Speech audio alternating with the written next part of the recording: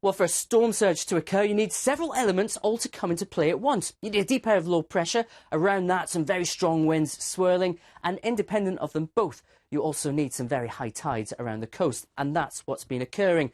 On Thursday's deep area of low pressure passes to the north of the UK in the direction of Norway. Now, low pressure systems are effectively zones of rising air. That air is rising en masse. It's that rising air which produces the rain clouds we see. But if you think about it, if you get that air rising at any great rate, you're actually lifting a little bit of weight off the Earth's surface. And the impact of that is greatest, of course, over open waters.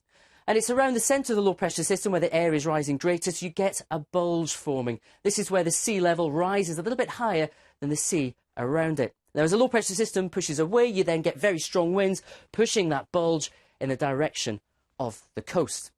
And in the North Sea, that can have huge impacts. Certainly on Thursday into Friday, strong winds through the North Sea are pushing that bulge further and further south. It meets the land straight away across Holland, but also between Holland, Netherlands, also East Anglia and Kent, you get a narrowing of the North Sea. And that almost squeezes the water into a tight space, causing the levels of the sea to rise even more.